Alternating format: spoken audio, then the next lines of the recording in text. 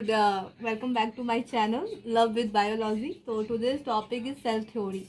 Cell theory आप लोगों को पता होगा, सेल थ्योरी टू साइंटिस्ट ने दिया था. ठीक है, टू साइंटिस्ट ने बताया था लेकिन प्रूफ नहीं कर पाए थे. वो दो साइंटिस्ट थे. सबसे पहले थे मैटिस लाइडेन.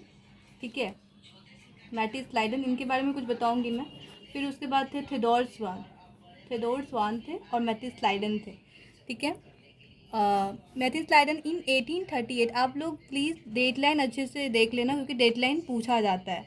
ठीक है, 1838 1839 बहुत इजी है. एक ईयर का बस फ़र्क है, तो आप आराम से इजी से तरीके से याद कर सकते हो. मैथिस लाइडन एक जर्मन बॉटनिस्ट थे. ओके, और थेओडोर स्वान थे, वो एक ब्रिटिश जूलॉजिस्ट थे.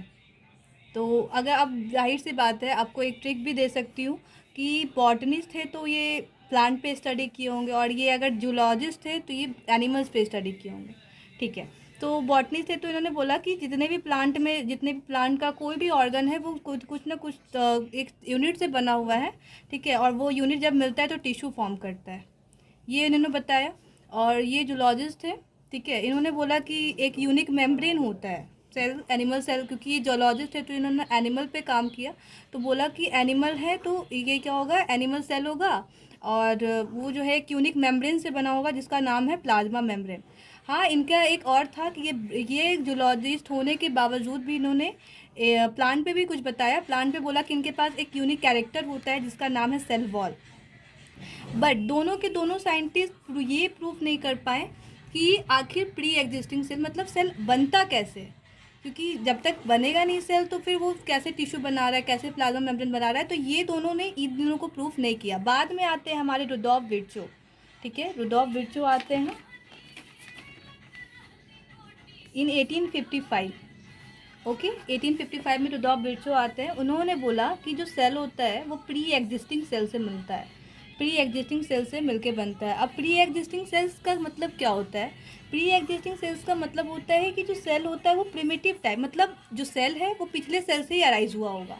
ठीक है, तो इन दोनों ने बस, तो यही हुआ. तीन साइंटिस्ट का योगदान रहा हमारे सेल थ्योरी में. पहला मैथिस लाइडन, दूसरा थेओडोर स्वान, जिससे हमारे रुडोल्फ विर्चो, जिन्होंने प्रूव किया. और बाद में ये तीनों के कंक्लूजन से फिर हमारा सेल थ्योरी बनता है. पहला सेल थ्योरी क्या बोलता है कि ऑल सेल्स, ठीक है, all organs are made up of cells makes tissue. And second is cells are pre-existing cells are made from pre-existing cells. तो दो था ये थ्योरी.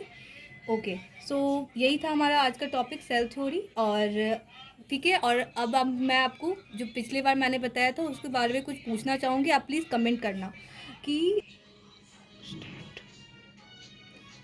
मैं, ठीक है, तो ये था हमारा आज का टॉपिक. अब मैं आपको पिछले बार रिकॉल करवाती हूँ. पिछले बार मैंने पूरा का पूरा यूनिसेलुलर सेल्स क्या होता है, मल्टी सेलुलर सेल्स क्या होता है, सेल्स होता क्या है, ये सब कुछ बताया है. तो एक क्वेश्चन पूछूंगी कि जो मल्टी सेलुलर ऑर्गेनिज्म होता है वो कैसे बनता है, तो आप प्लीज़ कमेंट करना.